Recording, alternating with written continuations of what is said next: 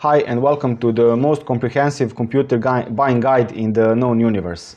In this video I will talk about and give advice for buying a computer at the start of the year 2022.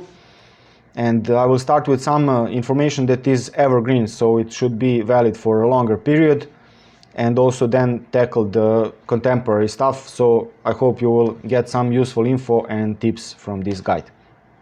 I will first start with I will also address future-proofing and overclocking, but the basics is that this guide is directed to those who need a more powerful computer for work that demands more powerful hardware, or for gaming, which also demands very powerful hardware.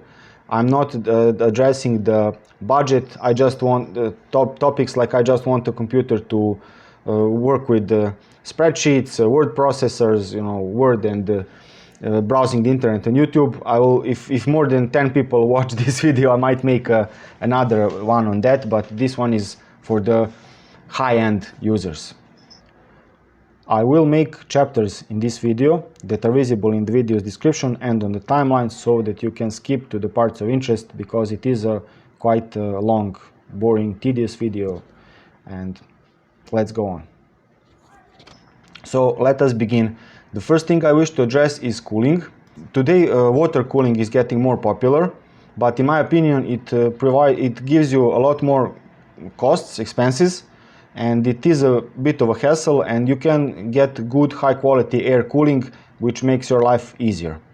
That's been my opinion and my experience. Everything I say here is based on my opinion and experience, so take it for what it is. This is what a high quality tower cooler for CPU looks like. The central processing unit, CPU, is down here on the motherboard, and this is placed on top with this large metal plate that takes all the heat, and these heat pipes that conduct heat very well to this radiator. It effectively is a radiator, like you have in your car, motorcycle and whatnot. And this fan blows cold air over the fins and takes all the heat away, out. This is what it looks like from another angle. Many processors come with CPUs, yes, come with the stock cooler that is designed in a different way, and in my opinion you can just take that and give it away or sell it like second hand or unused. This is what that looks like in an old design computer case, which is also important to address here when it comes to cooling. This is the CPU cooler. I hope you can see the mouse in the video. It blows air over a radiator that looks similarly to the one previously shown, but you see the orientation. It blows the hot air downwards, so the air must go all the way, it will bounce all the way around the motherboard, disrupting the airflow in your computer case and heating up all the other components. Here we have RAM, memory, and another problem with this old design computer cases. So this kind of cooler, this cooler design is lower in performance, no matter how much you pay for it. A similarly priced tower cooler will cool your CPU a lot better, and it will not disrupt the airflow in the new modernly designed computer cases. So it has several benefits, which I'll get to just in a minute. So first let's discuss the old style computer cases. Chieftech used to make bomb-proof, very high quality computer cases. But the problem with them was that nowadays when Chieftech used to make high quality computer cases, had this old design where power supply was on top. So the power supply sucks in the air here at the bottom. It sucks in the hot air from the computer case, and so it doesn't get a very good cooling. Another problem with that is the orientation of the tower coolers and the motherboard, and let's show this here. Here this is an old style computer case where we have a tower cooler, but it blows, here is the fan, it blows the hot air on to the top to the power supply unit, so not very efficient. This is how it should be done. Here we have a tower cooler that blows the hot air out of the computer case's backside. This is the backside, the front, the top and the bottom. So it blows the hot air directly outside, and there usually is a fan at the top rear end of the case that helps eject all the hot air outside. That is how it should be designed and work. This is a close-up. This is the top of the case, the front side and the back side, and the bottom is down here. Of course, this is a more powerful version of a tower cooler, air cooled, yes, which has the fan on the front to eject cool air inside to cool the fins, and another fan to help increase the speed of the air coming out and then send it out of the computer case. So this is the good design of cooling. And here I have a picture showing a side of a computer case. This is the front side. This is the front side, the top, the rear, and the bottom. And generally, when you're discussing cooling and placing fans or anything, you don't want to put anything on the side to blow cool air on the side, because it will disrupt airflow.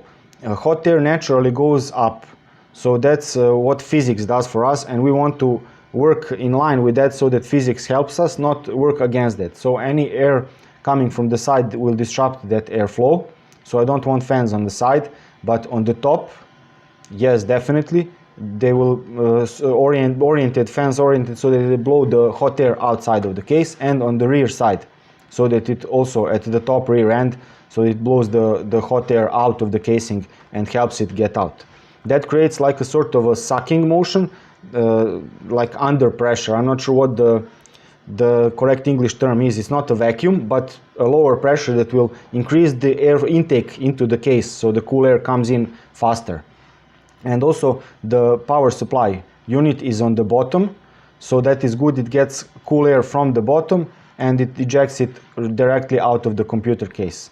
Similar goes for the graphics card. It has a design they usually have so that they blow all the hot air outside, and the tower CPU cooler that also is oriented so that it blows the hot air out of the casing. As for the air intake, an important thing is to not place your computer case on the floor, especially if you have some carpet, because it will get a lot more dusty. If you put it 1 meter, at a 1 meter height, it gets half the dust in the same amount of time compared to putting it lower. But also if you place it on something that's soft, that's not like a hard flat, you will have problems with the power supply unit sucking in cool air. It will close that opening because the computer case is not very tall. It has like small legs, short legs. And so that's important thing, and make sure to place it higher on the desk. It's preferable. In my experience, a lot less dust, a lot less problems.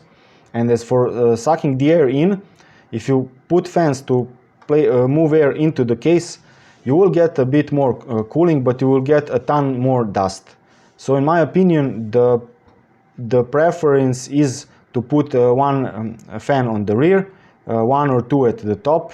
The larger the better, and only if you see that your temperatures are getting high still, then place some cooling fans on the front side to push the cold air in. And you can also place a fan on the bottom, but with modern casing I don't think that's really feasible as it is with this one. Make sure that all the cables are put to the side and tied with zip ties so they don't disrupt the airflow. Also that makes a huge difference, noticeable. And so when it comes to cooling, this would be my first choice. It's reasonably priced. I'm using the Newegg.com website because they have a huge range of products and I can see the prices and show everything, but it's not important. You can buy wherever you like, of course. So this is the model made by Cooler Master, Hyper 212 EVO V2. It has, when you're buying these tower coolers, make sure that the fan is at least 120 millimeters in diameter, the cooling fan, because the larger the diameter, generally speaking, the slower it needs to spin, so there's less noise and less vibrations. It can get distracting, and the bearings on the fan will wear out more quickly in that case also. And also the smaller diameter fans, even when they're spinning at high RPMs, revolutions per minute, will not provide as much cooling as the larger diameter fans. The downside of this design is that it is taller. This one is almost 160 millimeters tall, so you need to have that in mind. mic drop. So you have to keep that in mind when you're choosing your computer case. When it comes to computer cases, they are very important for keeping your components protected. If you have small children or animals, cats going around the place where you work, it helps. It also helps you move a computer if you need to move it somewhere. And the situation with computer cases nowadays is very awful. The decent quality ones cost about over $150, and even then you get relatively flimsy steel plates, and they are cutting costs however they can and charging outrageous prices. And also the design of those cases, I could not find anything that is properly designed. I don't know why that is the case. I'll discuss that now and show what is probably the least bad option, in my opinion.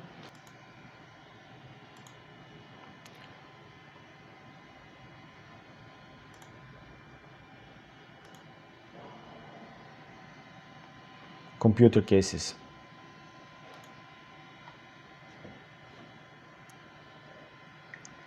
When we're talking about computer cases, the things that are important is the tower cooler height. It should provide for at least 170 millimeters. So here, this is what I will choose, my max CPU cooler height. I want something over 150, so I'll select that, but I'll click here and deselect. This is 185, I don't know why that's placed here, but I'll deselect everything below 170 millimeters because I don't want to buy a case that limits me in the choice of cooling components, both for right now and for later on. For example, that cooler that I showed is 160 millimeters tall, but I want a bit of headroom, and I think 170 millimeters is absolute minimum, especially if you go with higher powered components. So that's one thing to choose. Another thing that is important to consider when buying a computer case is the graphics card, GPU length. High powered graphics card, if you are into gaming or something, will go at least, we can go to length of 35 centimeters, 350 millimeters and longer. So to be on the safe side, I want to look only for the cases that provide me 350 millimeter length. For some cases, this requires to put a longer graphics card. You need to remove the storage units, brackets. I'll briefly touch on that perhaps if I don't forget, but generally you don't want to be limited in that area as well. And another thing to consider is the power supply unit length. For that, I will select these, of course, but the limit is, in my opinion, 170 millimeters. Everything over that, you can put very high powered, you can find very high powered power supplies with the length of 170 millimeters or shorter. So this would be my short list of computer cases. And there is a problem that is a design problem. I will try to show it now. Here we have a silent computer case that is supposedly designed to make your work be, even if you use air-cooled components, to create less noise. So they have, here let's open it up. These side walls are made with some sort of noise insulators, and it's pretty much enclosed to provide less noise. However, if you're using a powerful computer, the components inside will heat up. You need to cool them down, so they have here 3 fans on the intake and 1 on the outtake, and that's about what you can place here. There's no on the top room for it's closed, the top is closed. And these intake ventilators are behind this cover, so they can just suck in air from the sides, and that will create a lot of noise and still not provide you with a good airflow, so you're not going to get a lot of joy and a lot of silence from computer cases like this if you are doing anything that heats up the computer, any demanding jobs. Another problem, let's see, the stock case fans. If you go below $150, $200, you will usually get poor quality fans on the computer case that will create a lot of noise and that are of a small diameter. For computer case, you want fans that are at least 140 millimeters large in diameter or larger. Again, because they will not then they will not have to spin very quickly and create a lot of noise.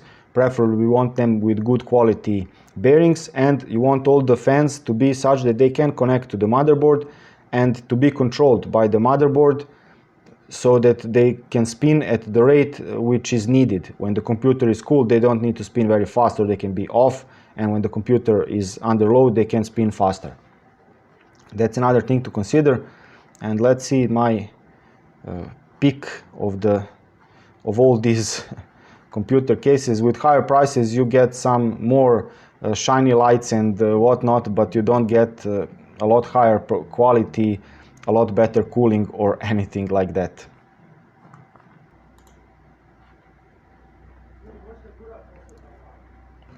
This would be my choice of all the available options, probably the least bad if we take the looks aside. Cannot be very choosy about that. It's the modern design is really not according to my taste. And this case is good because it has dust filters for the bottom, where the power supply will suck in the cool air, on the front where these fans will put cool air into the casing, and on the top where you can put fans to eject hot air out of the casing.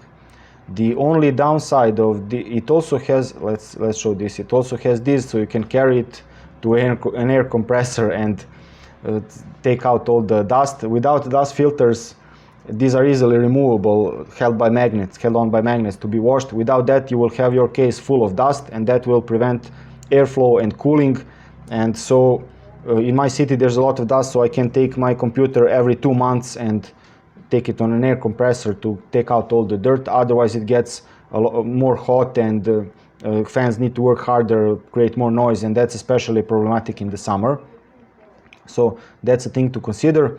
And the thing that all the manufacturers nowadays get wrong on these higher powered casing is that they place these USB and audio jacks on the top. Here it's like at an angle, but often it is on the very top, instead of having them on the front side or on the side.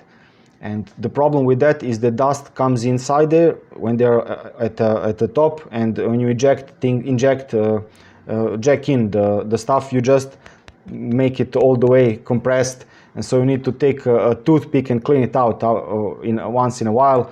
And for this case it has like this sort of bracket, so I can cut out a small wooden piece to put in place when I'm not using it, or something made out of rubber.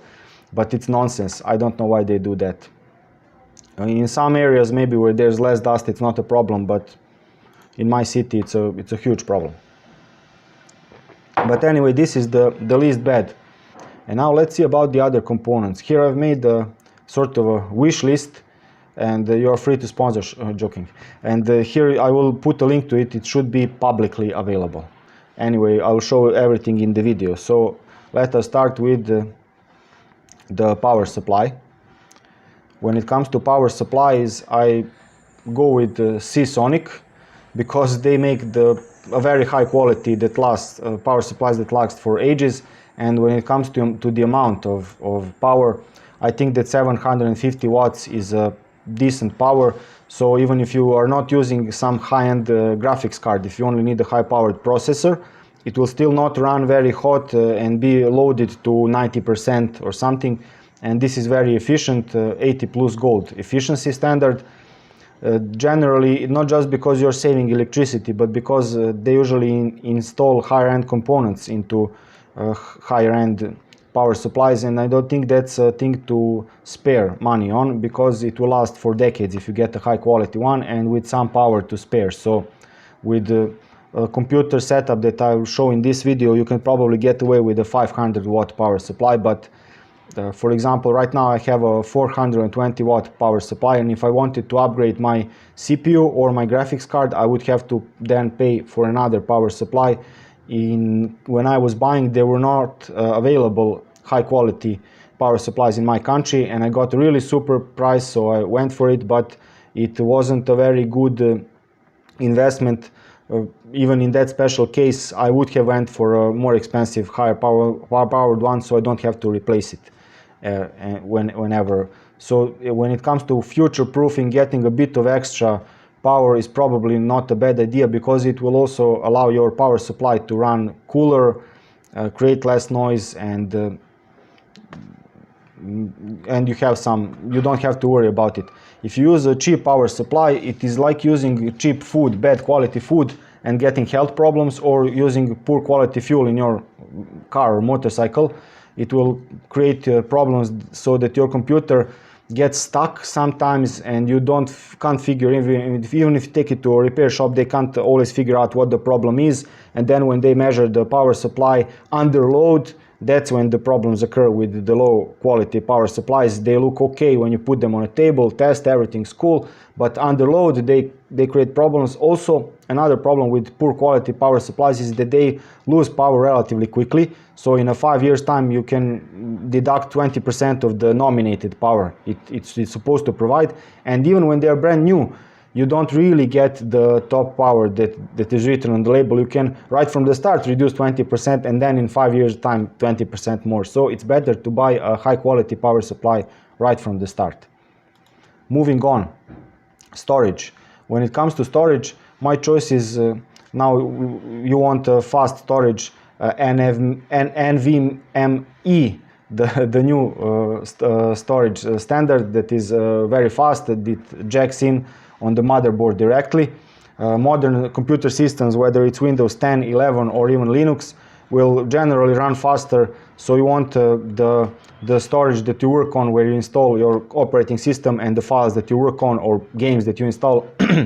It's nicer when they're on a fast storage, and I chose 1 terabyte size because I think that the time of smaller sizes like 512 gigabytes has passed.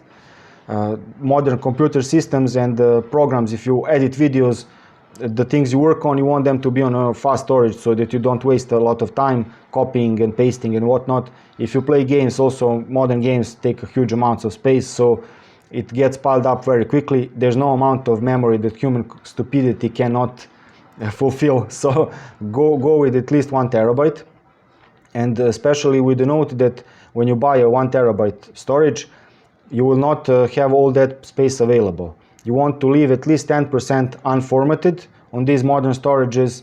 That makes them run better and last longer. It's called over provisioning. I won't be going into details on that. The video would last for hours, but I think it's still a good idea. And also, because you don't want to fill up the formatted space that you have left for using your data, you don't want to fill it up over 80%. Again, disks, even hard disks and even modern storage drives, do not run as efficiently when they are piled up with data. So when you buy 1 terabyte storage, you can expect to get at maximum 700 gigabytes of storage used. So that is another reason why I don't think that smaller sizes like 512 gigabytes are a good idea. When it comes to models, Samsung 970 EVO Plus M2 model is a good choice. Samsung make high quality storage, and I haven't had problems with them. And even if you have backups and everything, that's always a good idea. Have backups on an external hard disk drive, and also make a cloud copy for the thing that is really important, so you have 2 backup copies. But even if you have that, your storage creating problems will make you work slower, and you need to figure out what the problem is. And if the storage goes dead, then you need to reinstall the software, operating system, configure everything of the software you're using. So it's a poor thing to save on. It's a bad idea to save on high quality storage. You want something that's reliable and that works well. I don't make savings on that, so this is my choice. Let's move on now. We need some sort of memory, right? We've covered this. And when it comes to RAM memory, I think that 3600 megahertz. Okay, step back. When it comes to RAM memory, there are 2 things to consider. One is the speed that is shown in megahertz. That is how fast you pedal, how fast an engine revs, and so on. And another thing is this CL, that is cache latency, or I won't be explaining that in a lot of details, but we'll call it just latency, and it generally means, to oversimplify it, how much memory spins in one place without doing anything when it needs to find some data that is not really at hand. So you want the speed in megahertz to be as high as possible, but you want the latencies to be as low as possible. But there are diminishing returns. Past 3600 megahertz, you pay more, but you don't get a lot more usable speed and performance. And also with CLs, if you go below a certain threshold, you just pay a lot more, but you don't get that much performance gains. This is, I think, a sweet spot, and when you're looking at these latencies, manufacturers are very unfair when it comes to that. They only disclose the first number, and it comes with 4 numbers. So usually you will see with the good ones like 3600 megahertz to be latencies 16/18/18/36 or 38 or worse. So, and they don't always disclose publicly that information. So you need to be aware of that. So even if you see a CL 14 at a good price, make sure to figure out what the other numbers are. If they are over, the following two are over 20, you're not getting all that much. And generally, the higher the speed in megahertz, the poorer latencies you get. So there is also a bit of a trade-off. So with all that in mind, I can make a separate video on that. I don't think anyone would watch it, but this is what I would get: 3600 megahertz and CL16, this model. I will try to link this list so you can make use of it. And I won't be bothering you anymore with those numbers. And when it comes to the amount of RAM, how much you need, first thing, always get pairs of 2 modules, because in that case memory can run in a dual channel mode, and basically that means it sort of runs double the speed in parallel, to really oversimplify it, but it's generally a very good idea. So if you need, don't go below 16 gigabytes. Today that makes no sense. So either get 2 8 gigabyte modules to get the 16 gigabyte RAM amount, or get 2 16 gigabyte modules to get 32 gigabytes of memory. Computers generally will not tell you, hey, I'm running out of memory, but you will sometimes see noticeable performance boosts when you add more memory. The way to check that is to run some sort of software that analyzes how much memory you use when you are working, and there are free softwares to judge and to measure the temperatures and the use of memory and everything else, and the CPU load, available for Linux and for Windows, and you can Google them and find what are the best. I might put some links in the video's description. With Linux you also get that stock with the operating system already installed, at least with Linux Mint. But that's the thing to see. If you have when you're using your computer, you see that your memory is used to 80 or 90%, then it might be a good idea to try adding a bit more memory and see will the performance work better. For things like video editing, the narrow point, the choking point is usually the number and the power of CPU cores, but also memory for general work and for gaming can create a certain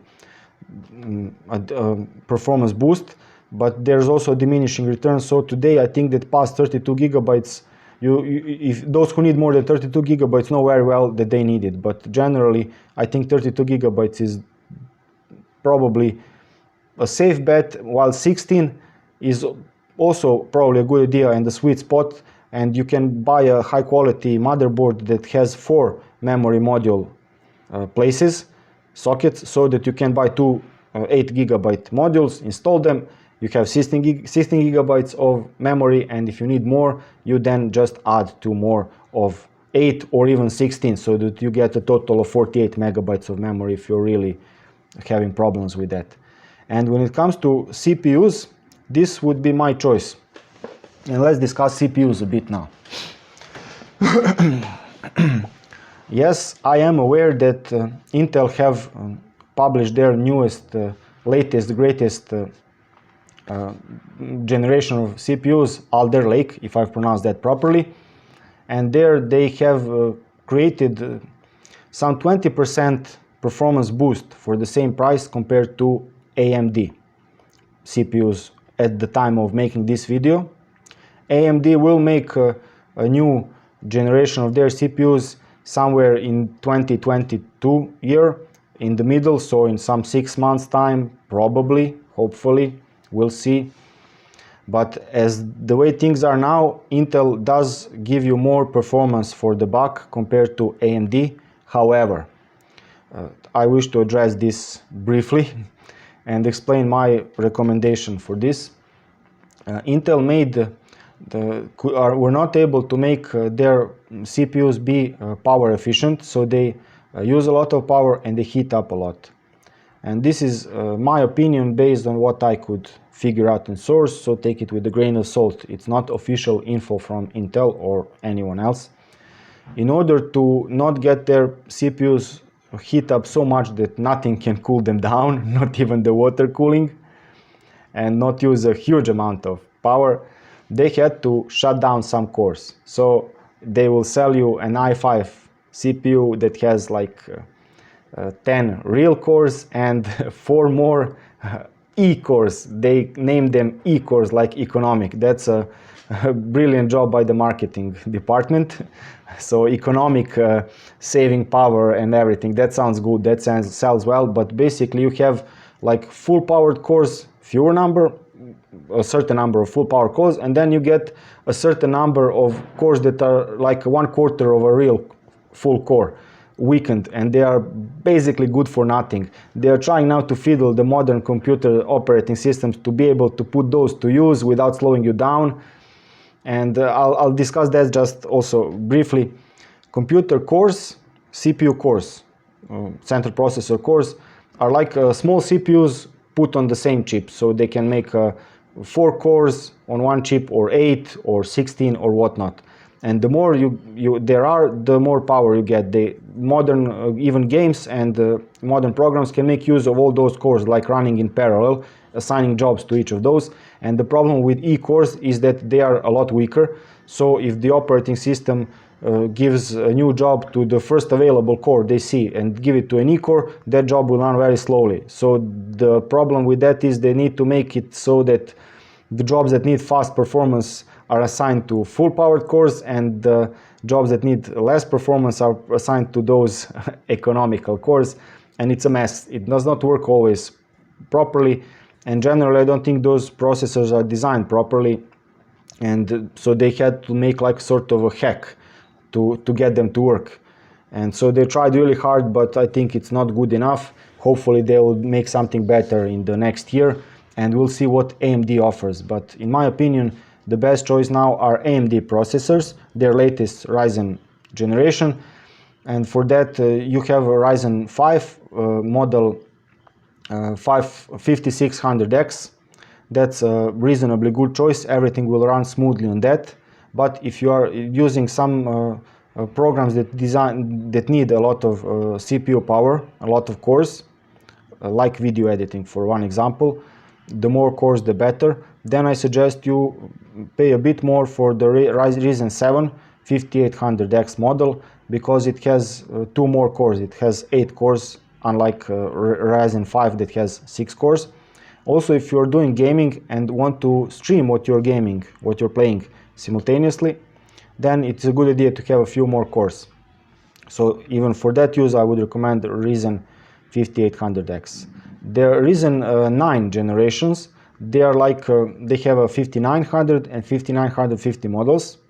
5900 is like 2 Ryzen 5 CPUs on the same die, oversimplifying it, and you will not get double the performance. You will get more cores. You will get 16 cores, 2 6-core CPUs like melted together, but because of some other architecture peculiarities, you will not get double the performance. You will not get nearly that, but you will get more performance. But that CPU costs a lot more. While Ryzen 7 is a bit more expensive than Ryzen 5, the Ryzen 9 generations are almost double the price. So it's not that much of a bang for the buck. And here I will later adjust future-proofing. We'll come to that. So that is why this would be my choice. 5950 Ryzen 9 is like 2 Ryzen 7 CPUs. So it's similar, but also you get like 10-20% boost for most jobs, sometimes even less. And so it's not a good bang for the buck. Now for the motherboards, you need a high quality motherboard that will allow you to, just like a good power supply, a good high quality motherboard will make sure that all the power supplied to all the things mounted on it is of high quality, it's nice and to the right amount, rectified properly. They have capacitors that last very long, that don't lose in performance, and getting a poor, cheap motherboard might result in some components getting fried in the worst case scenario because they don't get the right voltage. So that's one thing.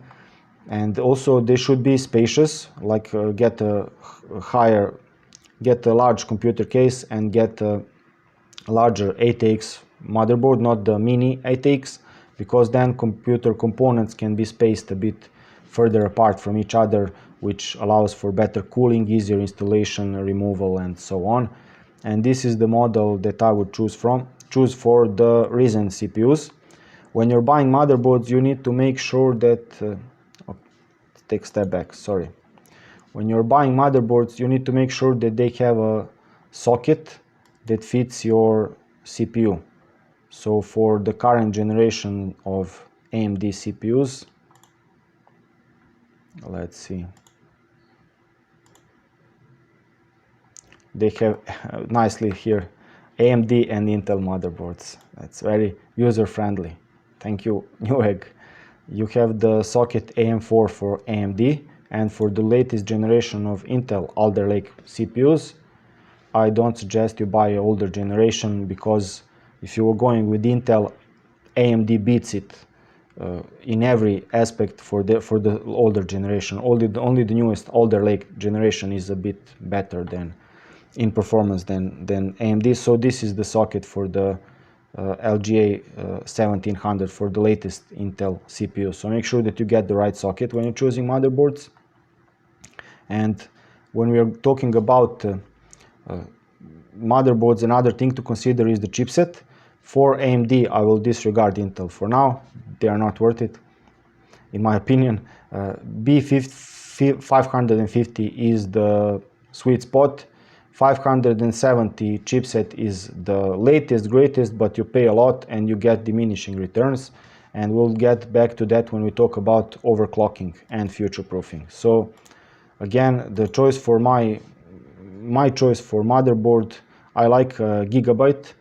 I'm not a fan of any manufacturer in terms that I think it's important to get that make because of something.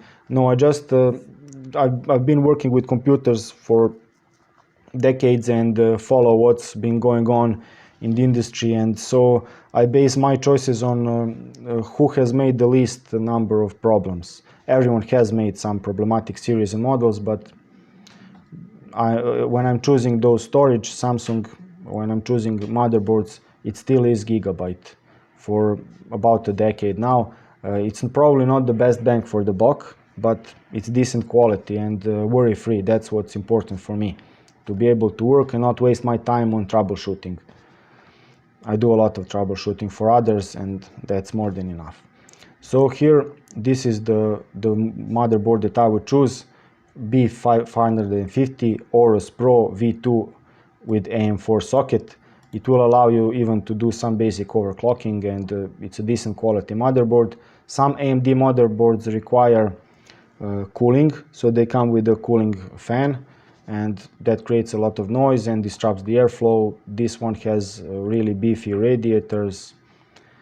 It's the least bad you can get, in my opinion, for the money, and that would be my choice of a motherboard. Nothing is perfect. All the manufacturers give you very little quality for a lot of price. If you want something a bit better, you pay double, and so on. Everyone wants to make money, so that's how it is. This motherboard will cost you about $200, and that's life.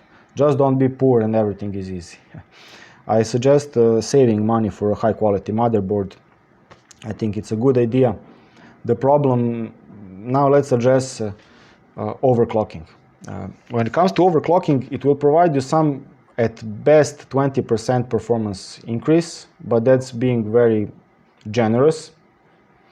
And it will provide also with a huge amount of power used, a lot more power used, power consumption higher, and it will also create a lot of heat, so you need to pay more money for water cooling systems and put in more fans, create more noise, make sure that it's all dust free and whatnot. So very diminishing returns that also can cause poor stability and lower lifetime of your components. So it's I think you should buy the hardware that does the job that you need it for and pay for that, and not expect any overclocking to give you some huge bumps.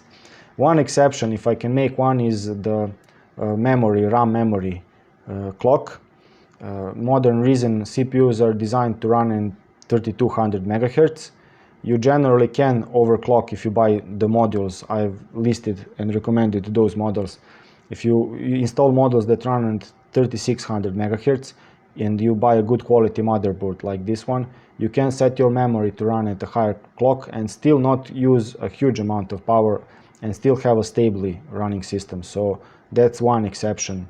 And I would not recommend going over 3600 MHz. It's possible, but very diminishing returns and a lot more risk of things not working very well. And you also pay a lot more for a RAM memory that is capable of achieving higher clocks without having huge latencies. So it's always a trade-off and diminishing returns. And that goes for overclocking. When it comes to future-proofing, I'll take one example. Last generation Ryzen CPUs, you could buy a higher powered CPU, but it is with like Ryzen 7 or even Ryzen 9, but previous generation Ryzen 9 for most jobs, especially for gaming, will not run as fast as the latest generation Ryzen 5 that has fewer cores. So if you now wish to buy a CPU with more cores just to make your computer be more future-proof, you will most likely be wasting money. It's generally better to buy hardware for the job you need, and then maybe with a little bit of headroom, but not going crazy, and you get diminishing returns when you buy the fastest, the latest and greatest stuff. And that gets obsolete in 3 years' time or even 2.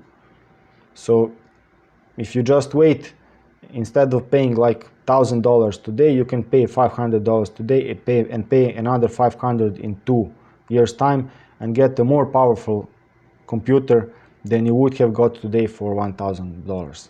Just rough comparison making it. And but that's generally the case. So future proofing is a very moot point.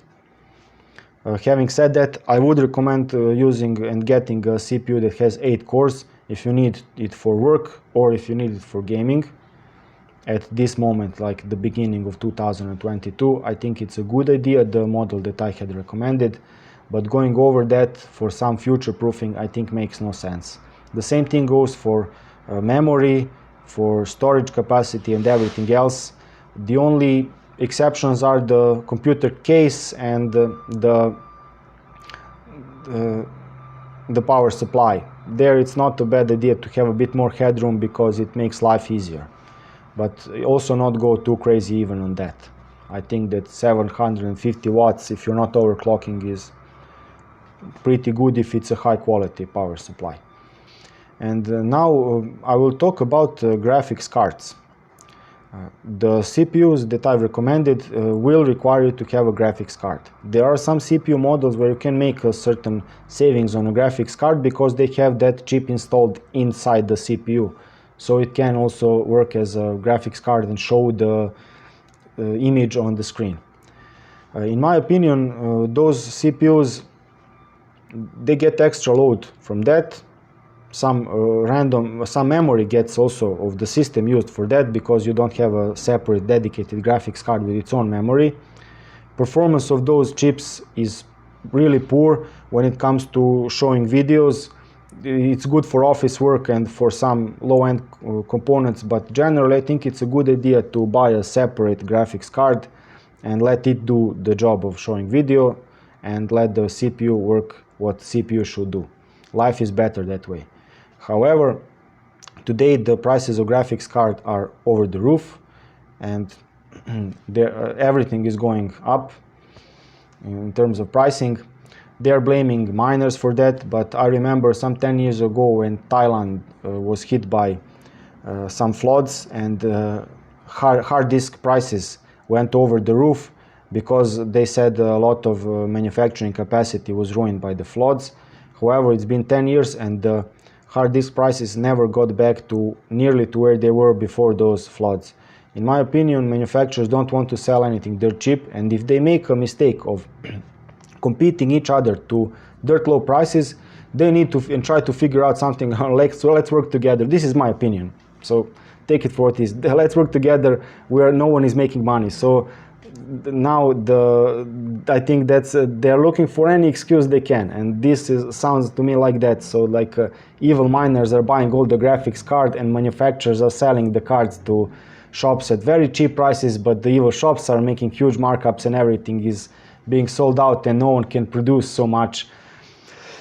I'm not sure that's entirely the case. It probably has a certain weight to it, but I think it boils down to that everyone wants to make as much money as possible by whatever means are possible. So I would not expect, even if the crypto values drop down in prices, to see other prices drop down. I would not expect CPU prices to go lower even when AMD publishes their latest generation. Generally, I would expect the old generation CPUs to just go out of stock relatively quickly and not be sold at half the price, because no one makes money then that way, and it doesn't take much brains to figure out, okay, I can wait for the new generation and then buy the old one at half price. Very few can grab that. It usually goes out of stock and you have to buy the new stuff that will be even more expensive because it's better and faster. So those will be my expectations, with all the possible disclaimers. I haven't got a crystal ball, but so in those terms, buy a new computer when you need a new computer. Don't buy it any sooner, and also there's no reason to wait for something new, cheaper. If you need it right now for the job, do it. And when it comes to gaming, my policy is to play 5 or more year-old games that run on normally priced hardware. Otherwise it makes no sense. Another upside of that policy is that I can wait for the games to be properly built, so all the patches, DLCs and everything is out and sold at a discount price, and I don't feel like I'm missing anything. I still haven't been able to play all the games that I wish to play. I have like a small queue of the games that I still haven't had the time to play, and I usually wait until those games are at a discount and that run on a normally priced hardware, so I can play them at high-end settings like they are designed to be played. That's my policy.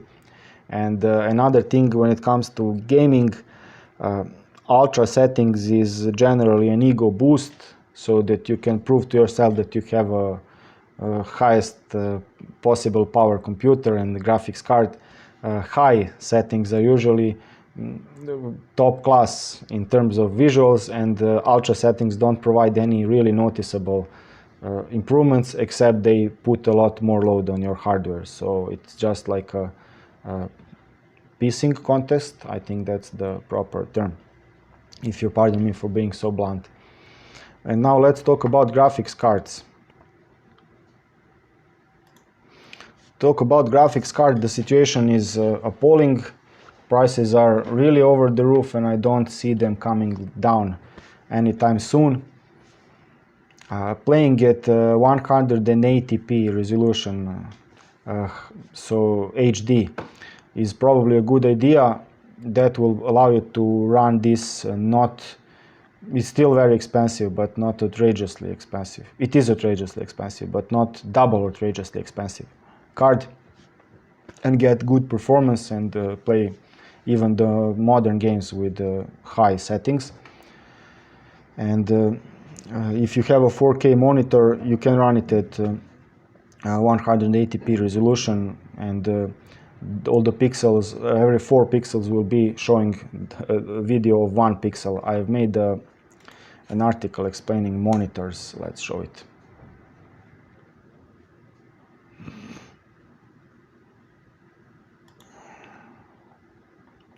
This is the most detailed monitor buying guide in the known universe. Start, reviews, hardware, and then monitor buying guide on io.bikegremlin.com. I'll put a link to this in the video's description.